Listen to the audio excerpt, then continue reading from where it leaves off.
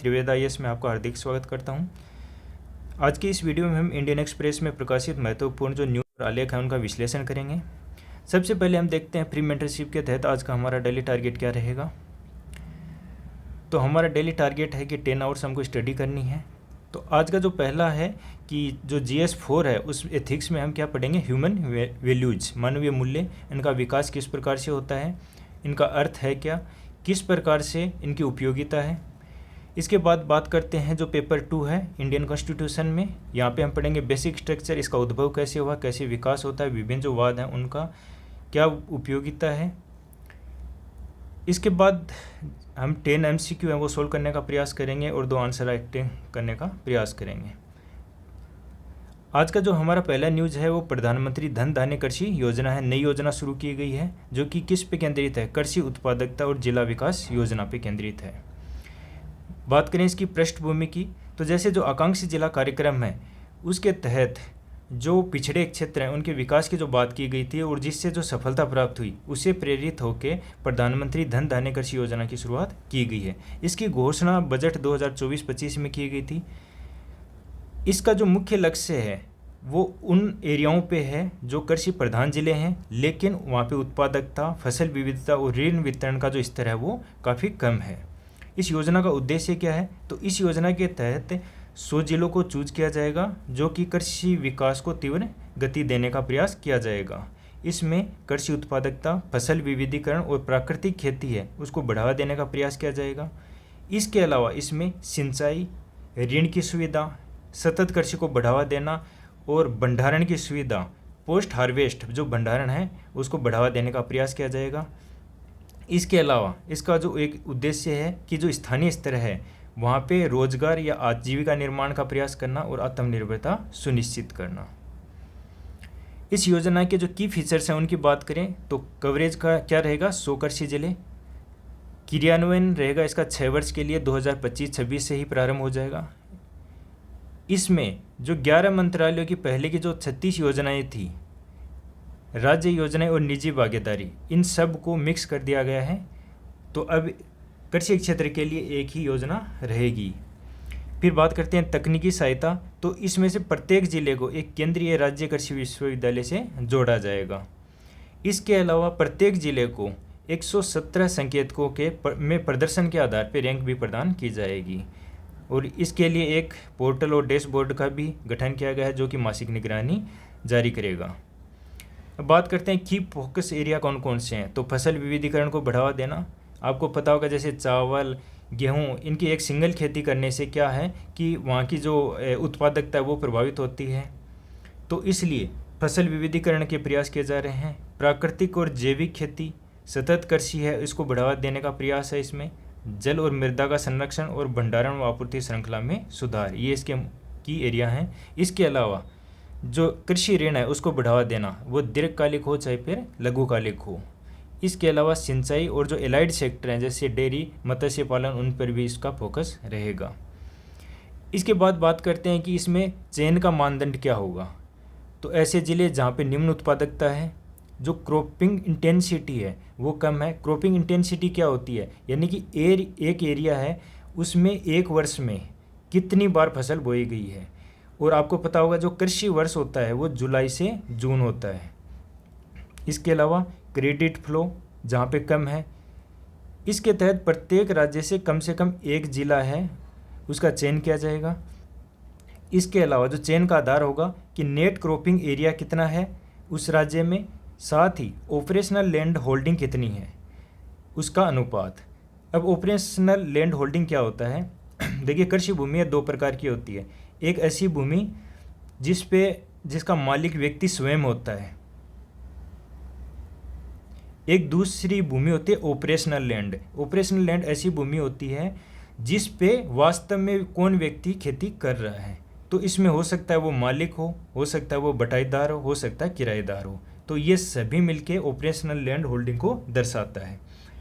तो ये 5 आधार हैं जिनके आधार पर जिलों का चयन किया जाएगा। अब बात करते हैं इसके इंस्टीट्यूशनल मैकेनिज्म की।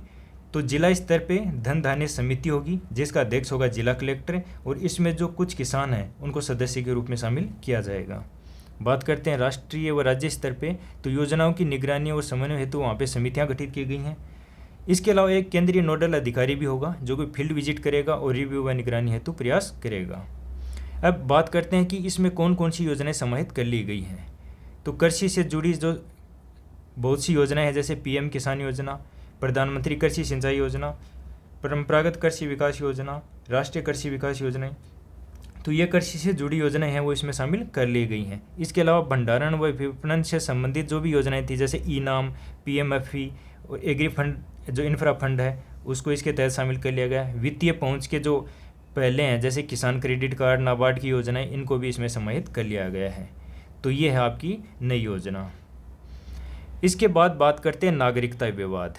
एक रचिता फ्रांसिस जेवियर केस आया है, जिसके तहत एक 17 वर्षीय लड़की है जिसके माता पिता हैं, उन्होंने 2001 और 2005 में अमेरिकी नागरिकता प्राप्त कर ली थी, लेकिन इस लड़की का जन्म 2006 में आंध्र प्रदेश में हुआ था और जन्म से लेके अब तक ये लड़की यानी रचिता फ्रांसिस जेवियर है, ये वहीं रह रही है।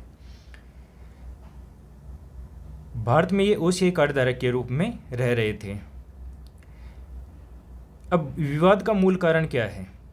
जो रचिता थी, इसने 2019 में पासपोर्ट के लिए आवेदन किया था, लेकिन भारत सरकार ने इसको भारत का नागरिक मानने से इनकार कर दिया और इसे स्टेटलेस यानी कि उसको नागरिकता विहीन घोषित कर दिया गया। इसके बाद दिल्ली हाई कोर्ट में एक याचिका दायर होती है। इसमें हाल ही में 15 मई 2024 को एक निर्णय दिया गया था कि रचिता है उसको अवैध प्रवासी नहीं माना जा सकता। दूसरा है कि वह एक पीआईओ होगी, यानी कि वह भारतीय मूल के एक व्यक्ति है। उसे नागरिकता न देना मौलिक अधिकार और मानवाधिकार दोनों का हनन है। इसी के तहत कोर्ट ने जो महाराष्ट्र है गवर्नमेंट, उसको भारतीय नागरिकता प्रदान करने का निर्देश दिया था। मिनिस्ट्री ऑफ होम अफेयर्स को भारतीय नागरिकता प्रदान करने का निर्देश दिया था। रचिता को 31 जुलाई 2024 को नागरिकता प्रदान कर दी गई। अब गृह मंत्रालय की क्या आपत्ति है इसमें? तो देखिए, गृह मंत्रालय है उसको नागरिकता पे कोई इशू नहीं है, बल्कि जो दो वैधानिक व्याख्याएं हैं उनको चुनौती दी है उसने। पहला है कि रचिता को अवैध प्रवासी न मानना, दूसरा उसे पीआईओ घोषित करना। आपको पता है कि जो पीआईओ वाली है, पीआईओ जो माना जाता था है ना, उसको अब समाप्त कर दिया गया है, उसे ओसीआई में शामिल कर लिया गया है। तो पीआईओ का अभी अस्तित्व ही नहीं है। दूसरा है अवैध प्रवासी। तो जो गृह मंत्रालय है उसका तर्क क्या है? तो जो नागरिकता अधिनियम 1955 है उसकी धारा 2(1)(b) उसमें जो अवैध प्रवासी है उसको डिफाइन किया गया है। उसमें कहा गया है कि कोई भी व्यक्ति जिसके पास वैध यात्रा दस्तावेज या वीज़ा न हो, उससे क्या माना जाएगा? अवैध प्रवासी, चाहे वह भारत में जन्मा हो या नहीं जन्मा हो। चूँकि रचिता के पास कोई वैध वीज़ा नहीं था, अतः इस जो डेफिनेशन है उसके अनुसार वह एक अवैध प्रवासी है। दूसरा था भारतीय मूल का व्यक्ति, पीआईओ। भारतीय नागरिकता अधिनियम है 1955, उसकी धारा 5 में क्या कहा गया है? यदि कोई व्यक्ति या उसके माता पिता जन्म के समय अविभाजित भारत में हुआ है, यानी जो व्यक्ति या उसके माता पिता का जन्म है वो अविभाजित भारत में हुआ है, तो वह पीआईओ माना जाएगा। रचिता की माँ का जन्म है वो स्वतंत्र भारत में हुआ है, न कि अविभाजित भारत में, इसलिए रचिता को है वो पीआईओ भी नहीं माना जा सकता। अब गृह मंत्रालय की आशंका क्या है इसमें? उसका कहना है कि यह निर्णय है मिसाल नहीं बनना चाहिए, क्योंकि देखिए बहुत सारे लोग हैं जो विदेश से ही भारत में आ जाते हैं और अगर उनके बच्चे का जन्म अगर भारत में ही होता है तो इससे क्या है कि जो अवैध प्रवासी हैं वो बढ़ सकते हैं और उनको नागरिकता भी आसानी से मिल सकती है। इसलिए गृह मंत्रालय का कहना है कि इसे मिसाल के तौर पर न लिया जाए, क्योंकि इसके आधार पे जो अन्य अवैध प्रवासी हैं वो भी नागरिकता की मांग कर सकते हैं और इससे जो नागरिकता अधिनियम है उसकी जो भावना है वो भी कमज़ोर हो सकती है। तो अब गृह मंत्रालय की कानूनी मांग क्या है कि अदालत को ये स्पष्ट करना चाहिए कि ये निर्णय केवल विशेष मामलों में ही लागू होगा, न कि मिसाल के रूप में। नागरिकता अधिनियम 1955 और विदेशी अधिनियम 1946 है उसकी सामंजस्यपूर्ण व्याख्या की जानी चाहिए। तो बात करते हैं संवैधानिक और नीति संबंधित मुद्दे क्या हैं। तो नागरिकता का अधिकार, देखिए भारत का संविधान है वो नागरिकता के अधिकार को मौलिक अधिकार घोषित नहीं करता है। इसके अलावा ये भी कहा गया है कि नागरिकता की प्राप्ति कैसे होगी ये भी संविधान में उल्लेख नहीं है। ये अधिकार दिया गया है कि संसद एक एक्ट पारित करेगी जिसके आधार पे नागरिकता प्रदान की जाएगी। इसके बाद बात करते हैं कि जो नागरिकता विहीनता है, तो भारत में जो स्टेटलेस पर्सन है उसके लिए कोई व्यापक नीति भी नहीं है। पीआईओ बनाम ओसीआई, इसको हम चर्चा कर चुके हैं कि जो पीआईओ स्कीम थी वो समाप्त हो चुकी है और इसे ओसीआई कार्ड में विलय कर दिया गया है। लेकिन जो ये अभी कोर्ट के द्वारा व्याख्या की गई है, इससे इसकी वैधानिक सीमाएं फिर से उठी हैं। फिर है माइग्रेशन पॉलिसी बनाम ह्यूमन राइट्स। तो ये मामला क्या दर्शाता है कि अगर सख्त कानूनी परिभाषाएं होंगी तो इससे व्यक्तिगत जो मानवाधिकार है उसका संकट पैदा हो सकता है। तो आप ये क्वेश्चन सोल्व कर सकते हैं कि भारत की नागरिकता नीति और अवैध प्रवासियों की परिभाषा के बीच संतुलन बनाना एक जटिल चुनौती है। रचिता फ्रांसीसी जेवियर मामले के संदर्भ में आलोचनात्मक समीक्षा करें। यह आप आंसर लिखने का प्रयास कीजिएगा। इसके बाद हमने कल भी एनसीईआरटी कक्षा 8 में जो संशोधन हुए थे विशेषकर मुगल और सल्तनत को लेके उस पर चर्चा की थी। आज फिर से ये चर्चा में है। तो इसकी नई पुस्तक आई है। तो इसमें क्या है कि जो एक नया जो चैप्टर है औपनिवेशिक युग से संबंधित है। इसमें टीपू सुल्तान, हैदर अली और जो 18वीं सदी के एंग्लो मैसूर युद्ध थे उनका कोई उल्लेख नहीं किया गया है। तो इसमें जो एक चैप्टर है औपनिवेशिक युग पे अध्याय, जिसमें समयावधि है 1400 के दशक से लेके 1800 के दशक के अंत तक। इसमें किस प्रकार से जो ब्रिटिश ईस्ट इंडिया कंपनी आती है वो व्यापारियों के रूप में आती है और कैसे वो शासक के रूप में परिवर्तित हो जाती है, प्लासी का युद्ध और भारत से धन की निकासी, इनको प्रमुख विषय बनाया गया है। बात इसमें इसके अलावा किन किन जो आंदोलन है उनका उल्लेख है। तो सन्यासी और फकीर विद्रोह, कोल विद्रोह, संथाल और किसानों के विद्रोह का उल्लेख है।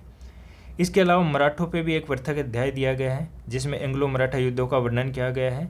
इसमें यह कहा गया है कि जो ब्रिटिश हैं उन्होंने भारत को मुगलों से नहीं बल्कि मराठों से छीना था। यानी कि यहाँ पे यह दिखाया गया है कि उस समय शक्तिशाली कौन थे, मराठे थे, न कि मुगल। यानी कि मराठों का वर्चस्व था और इसी को कमज़ोर करके ब्रिटिशों ने अधिकार स्थापित किया। अब बात करते हैं पुरानी पुस्तक और नई पुस्तक में क्या है। तो पुरानी पुस्तक में टीपू सुल्तान और हैदर अली का विस्तृत आलेख किया गया है। चारों जो अंग्ल मैसूर युद्ध थे उनका भी विशेष वर्णन किया गया है और मराठों के प्रतिरोध का भी वर्णन किया गया है। लेकिन जो नई पुस्तक है उसमें जो ये है इनका उल्लेख नहीं किया गया है। इसके अलावा युद्ध और जो शासक है उनकी तुलना में सामाजिक जो आर्थिक प्रभाव है उन पर ज़्यादा जोर दिया गया है। तो इसमें बात की गई है धन की निकासी और औपनिवेशिक आर्थिक शोषण, ये मेनली फोकस रहा है, न कि युद्ध और शासक। तो इसमें कहा गया है कि उस समय यानी 16वीं सदी में भारत की स्थिति क्या थी। तो भारत है वो वैश्विक जीडीपी में 25% का योगदान देता था, जबकि भारत और चीन दोनों मिलके विश्व जीडीपी में 50% का योगदान करते थे। लेकिन स्वतंत्रता के समय भारत का योगदान मात्र घट के 5% रह गया। इसके अलावा इसमें बात की गई कि किस प्रकार से ब्रिटिश हैं उन्होंने भारत की संपत्ति को लूटा।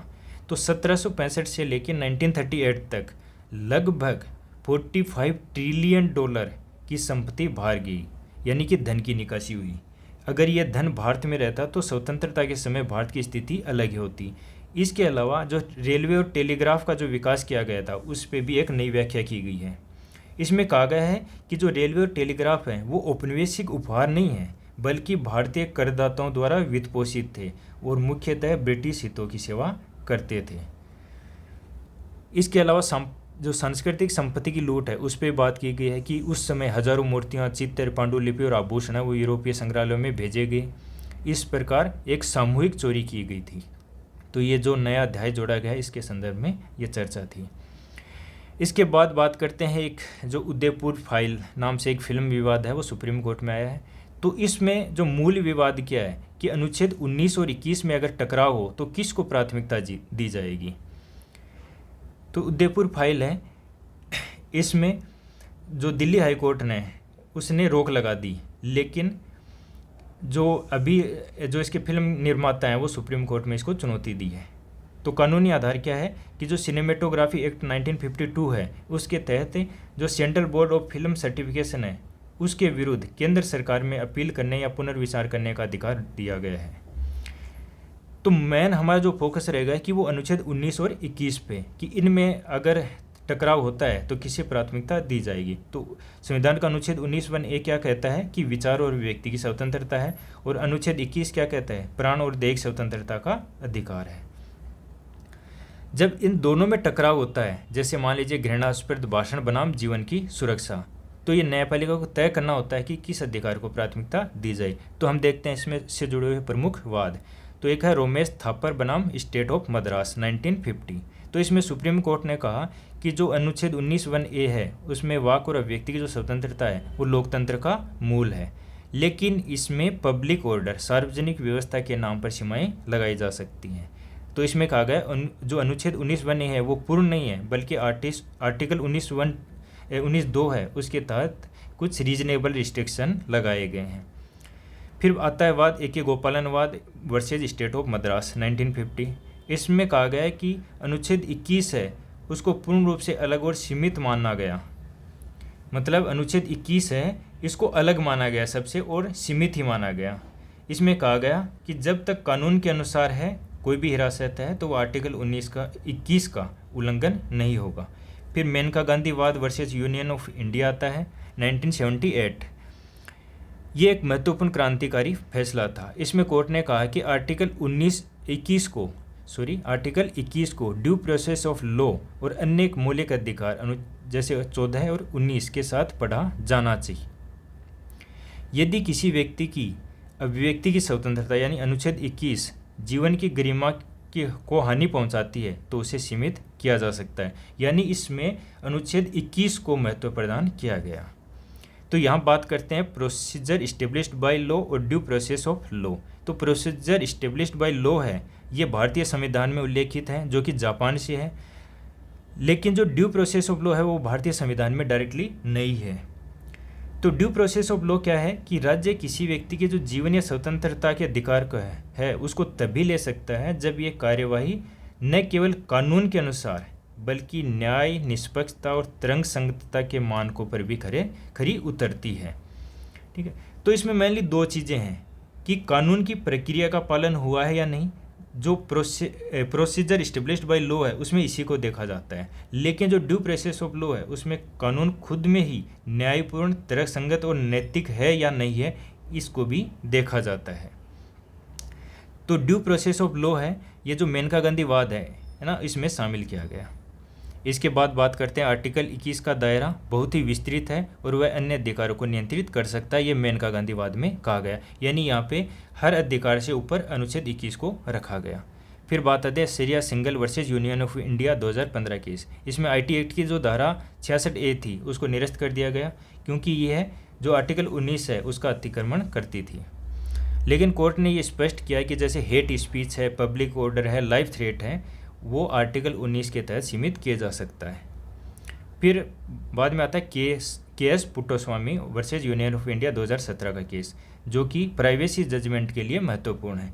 इसमें निजता के अधिकार को आर्टिकल 21 के तहत मौलिक अधिकार घोषित किया गया, लेकिन ये कहा गया कि जो अभिव्यक्ति की स्वतंत्रता है वो तब तक ही मान्य है जब तक कि किसी के जीवन, गरिमा या निजता का उल्लंघन न करे। तो वर्तमान में स्थिति क्या है कि अगर अनुच्छेद 19 और 21 की बात करें तो अनुच्छेद 21 ज़्यादा प्रभावी होगा।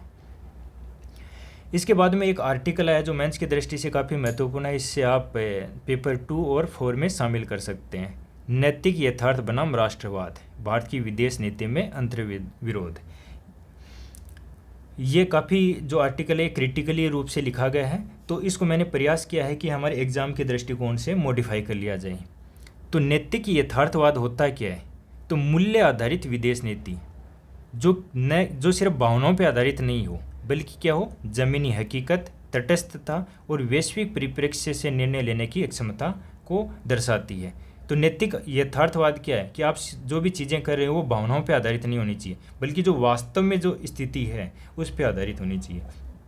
तो लेख क्या कहता है कि रियलिज्म का पहला सिद्धांत है कि राष्ट्रों के नाम हटाकर वस्तुनिष्ठ दृष्टिकोण से सोचना चाहिए, यानी भारत को भारत के हिसाब से नहीं बल्कि एक स्वतंत्र देश मानते हुए उसके द्वारा जो विदेश नीति का पालन किया जाता है उसको सोचना चाहिए, उसका विश्लेषण करना चाहिए। जो भारत की विदेश नीति है, आर्टिकल में भारत की जो विदेश नीति है उसको आत्ममुग्धता और हम सही हैं के दृष्टिकोण पर आधारित बताया गया है। जैसे ऑपरेशन सिंदूर हुआ, उसके बाद भारत की जो अंतर्राष्ट्रीय नैतिक स्थिति है वो काफ़ी कमज़ोर हुई है, क्योंकि हमने दूसरों की नज़रों से अपनी स्थिति को देखने की कोशिश नहीं की है, यानी दूसरों का क्या दृष्टिकोण है इस पे हमने बल नहीं दिया है। उदाहरण की बात करें, जैसे पाकिस्तान के संदर्भ में भारत द्वारा जो बलूचिस्तान है उसमें कथित दखल और कश्मीर हिंसा में नैतिक भेद मिटता है, यानी कि जब बलूचिस्तान की बात आती है तो भारत समर्थन करता है, लेकिन जब कश्मीर में यही स्थिति सेम रहती है तो भारत इसका विरोध करता है। तो ये दोहरा विचार हो गया एक तरीके से।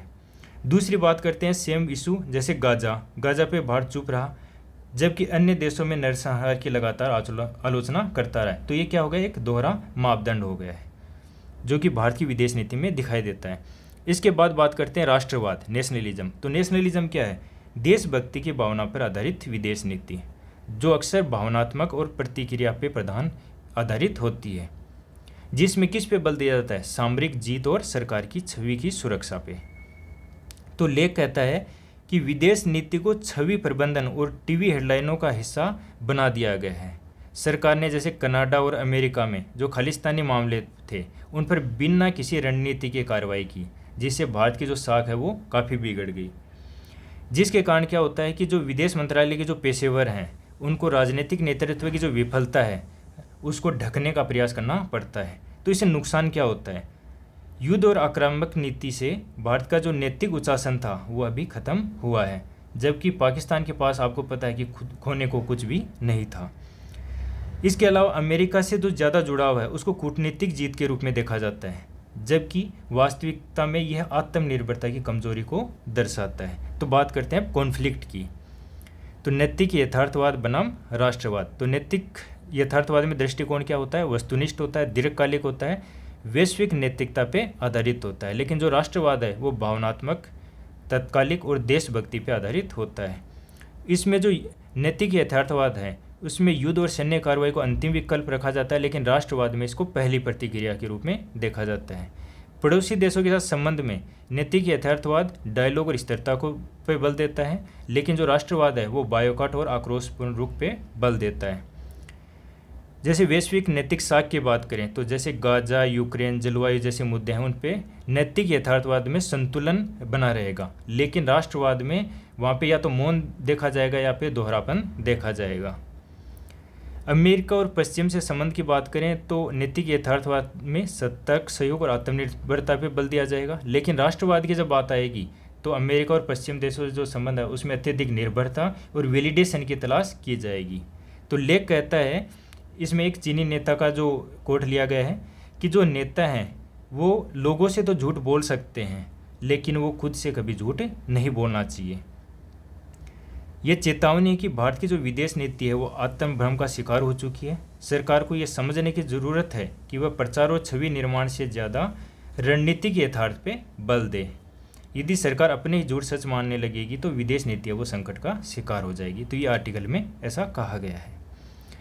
इसके बाद बात करते हैं भारत चीन संबंध को लेके जीएस पेपर 2 में। तो ये आपके लिए क्वेश्चन तैयार किया गया है कि भारत चीन संबंधों में हाल ही की कूटनीतिक गतिविधि संबंधी सुधार की ओर संकेत करती है, परंतु गहराई से देखने पे इनमें प्रतिस्पर्धा, रणनीतिक असंतुलन और सुलझे सीमा विवाद जैसी चुनौतियां स्पष्ट हैं। इस कथन की आपको आलोचनात्मक विवेचना करनी है। साथ ही भारत को इस संदर्भ में दीर्घकालिक रणनीतिक प्राथमिकता क्या होनी चाहिए ये भी आपको बताना है। तो इसका मॉडल आंसर की बात करें, देखिए आर्टिकल दिया गया है जिसको मैंने एक क्वेश्चन आंसर फॉर्मेट में इसको रीडिज़ाइन किया है। तो भारत और चीन एशिया की जो है दो शक्ति ध्रुव हैं। 2020 के जो गलवान संघर्ष हुआ था उनके बाद दोनों देशों के मध्य जो विश्वास की नींव थी वो काफ़ी कमज़ोर हो गई है।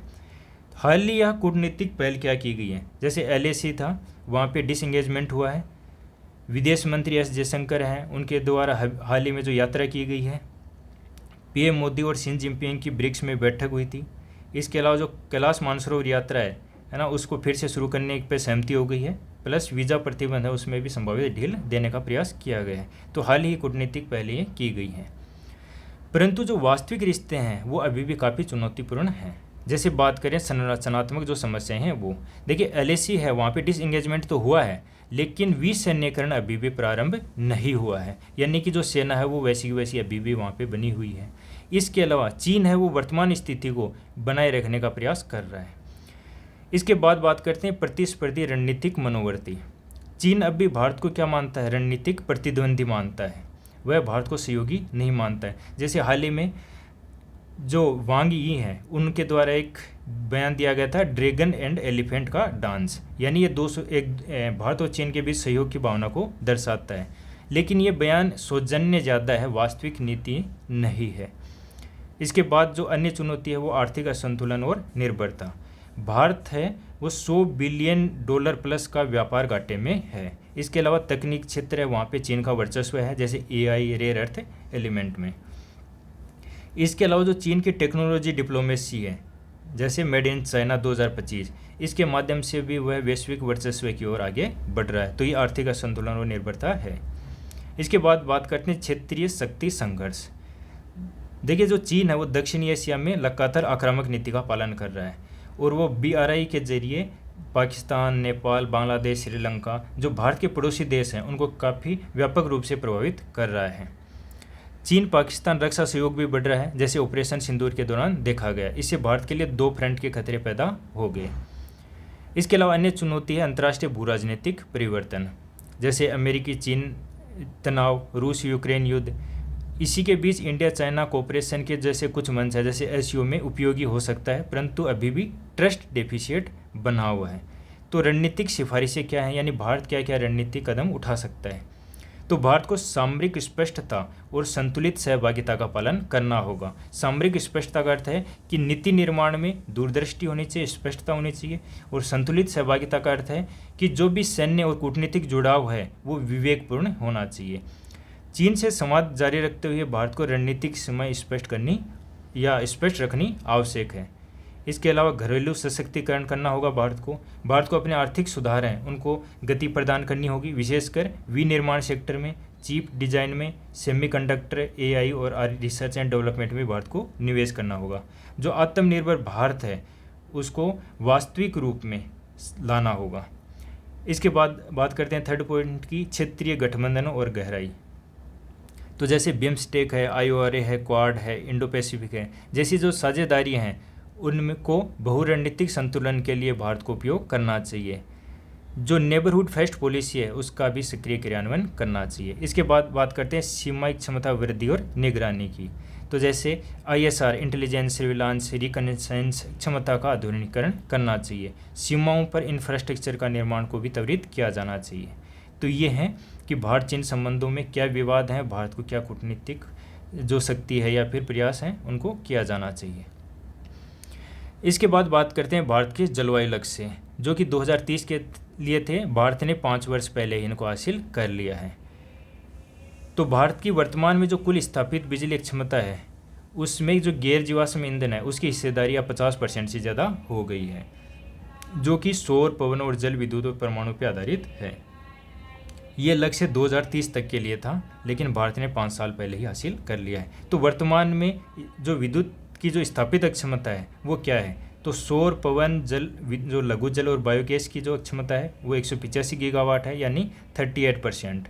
बड़े जल विद्युत संयंत्र है उनकी है 10%, यानी 49 गीगावाट। परमाणु ऊर्जा है उसकी 9 गीगावाट, 2%।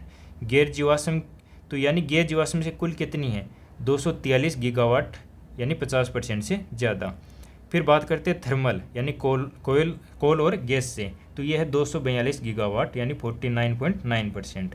तो वर्तमान में भारत में स्थापित विद्युत क्षमता कितनी है? 485 गीगावाट।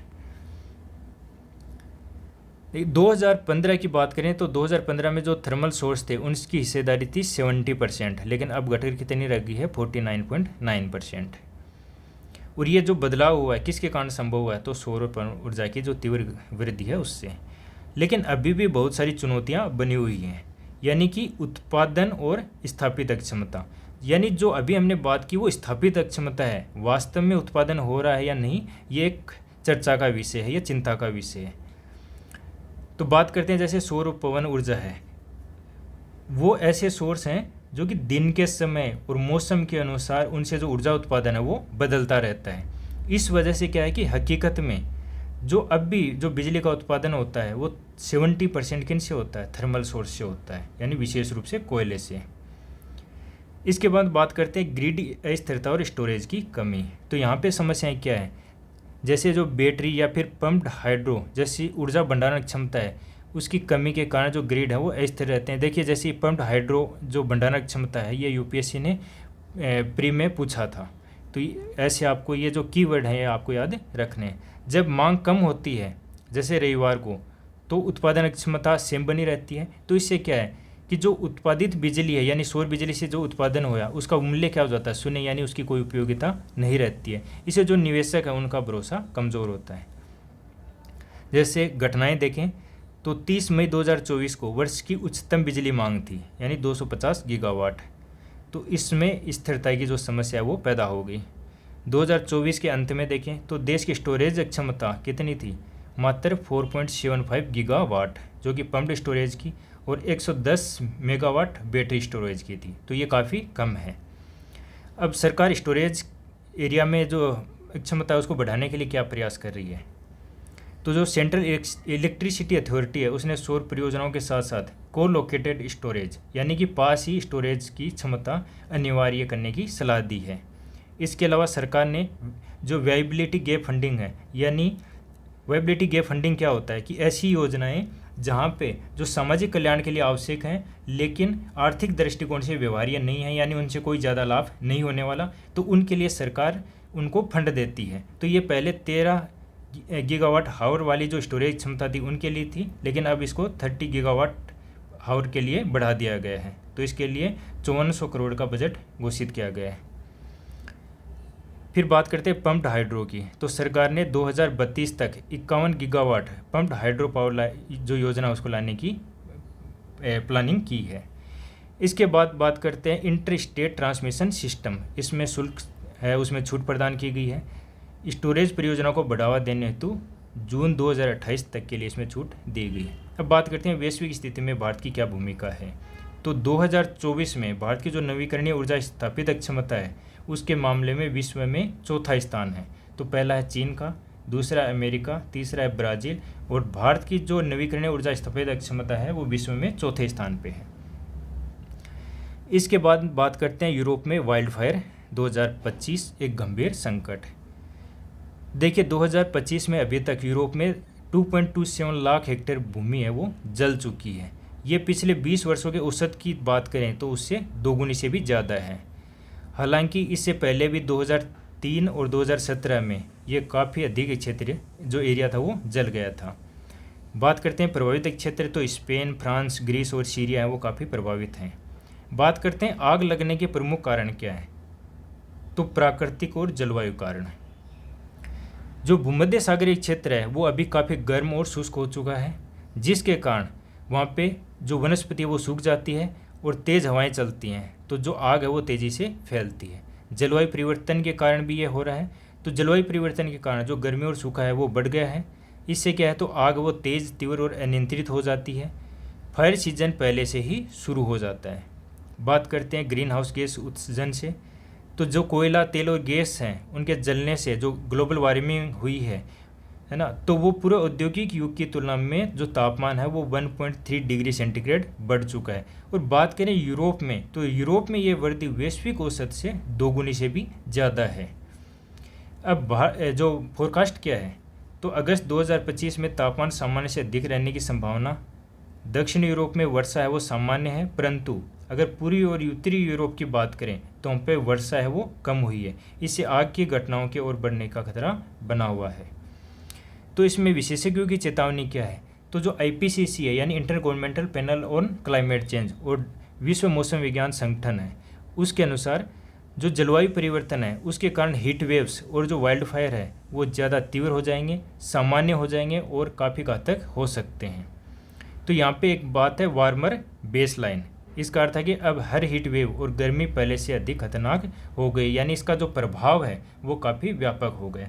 तो आज की हमारे न्यूज़ का यही था। चलिए धन्यवाद, थैंक यू।